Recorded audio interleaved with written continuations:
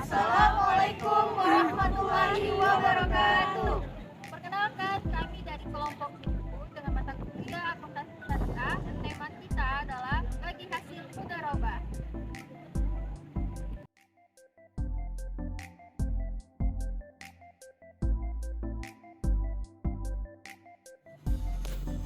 Baik, saya akan membacakan pengertian dari bagi hasil atau mudharabah. Bagi hasil atau yang dikenal sebagai mudharabah dalam konteks keuangan Islam merupakan suatu bentuk kerjasama antara dua pihak atau lebih untuk melakukan usaha atau investasi dengan tujuan mendapatkan keuntungan. Dalam prinsip mudharabah terdapat dua peran utama, mudharib atau pengelola atau pengusaha, dan sahib al-ma'al atau pemilik modal. Prinsip bagi hasil atau mudharabah ini sesuai dengan prinsip keuangan Islam yang menghindari praktik bunga dan mendukung prinsip keadilan dalam pembagian keuntungan dan kerugian antara pihak-pihak yang terlibat.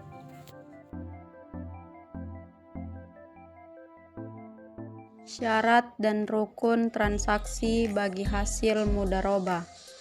Syarat bagi hasil mudharabah terbagi menjadi 5, yaitu 1. Penjual memberitahu biaya barang kepada nasabah. Yang kedua, kontrak pertama harus sah sesuai dengan rukun yang ditetapkan. Yang ketiga, kontrak harus bebas dari riba. Yang keempat, penjual harus menjelaskan kepada pembeli bila terjadi cacat atas barang sesudah pembelian. Yang kelima, penjual harus menyampaikan semua hal yang berkaitan dengan pembelian, misalnya jika pembelian dilakukan dengan secara utang. Rukun bagi hasil mudharabah terbagi menjadi 5, yaitu 1. Bai sama dengan penjual atau pihak yang memiliki barang. Yang kedua, mashtari sama dengan pembeli atau pihak yang akan membeli barang. Yang ketiga, mabi sama dengan barang yang akan diperjualbelikan. Yang keempat, saman sama dengan harga. Yang kelima, ijab kabul sama dengan pernyataan timbang terima.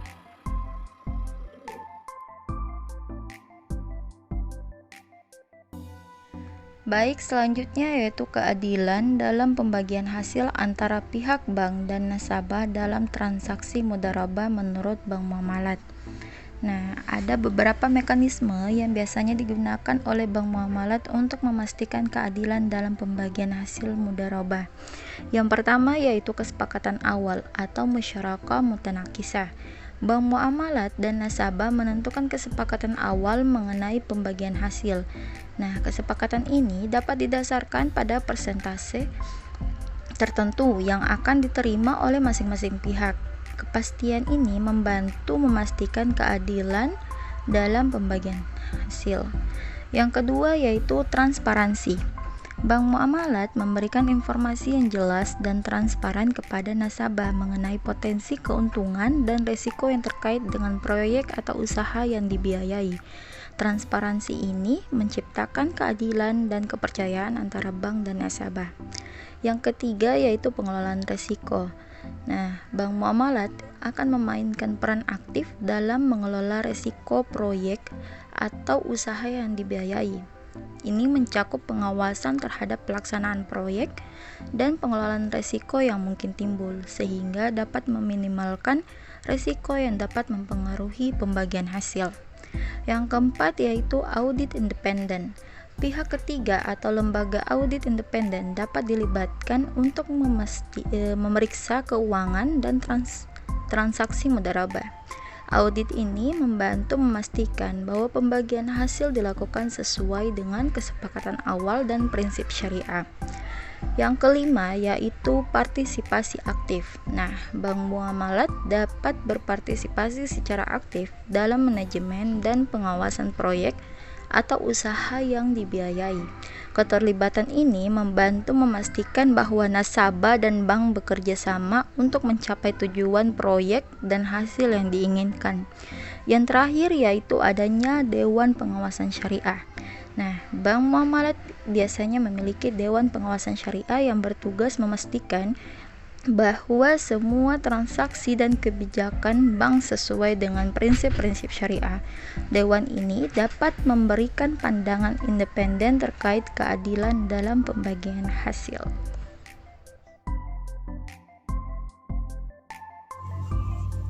Selanjutnya bagian edukasi dan penjelasan dari bank muamalat kepada nasabah agar mereka memahami sepenuhnya mekanisme sistem bagi hasil mudharabah.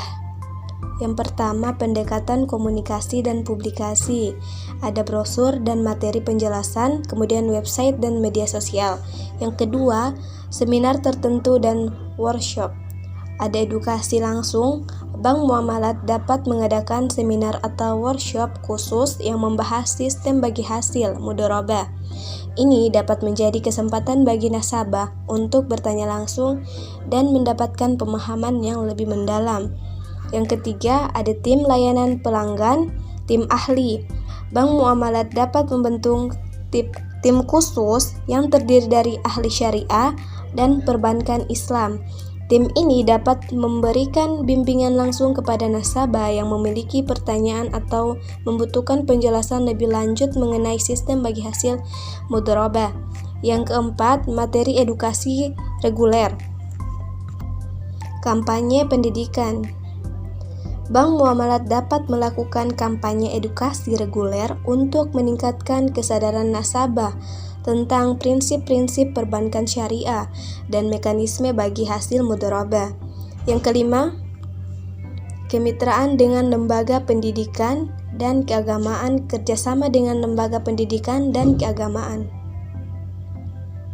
Bank muamalat dapat bekerja sama dengan lembaga-lembaga pendidikan dan keagamaan untuk menyelenggarakan program edukasi bersama atau menyediakan materi pembelajaran kepada komunitas. Yang keenam, pelayanan pelanggan, konsultasi langsung. Bank muamalat dapat menyediakan layanan konsultasi bagi nasabah yang ingin memahami lebih dalam mengenai sistem bagi hasil mudharabah. Ini dapat dilakukan melalui kantor cabang atau layanan pelanggan.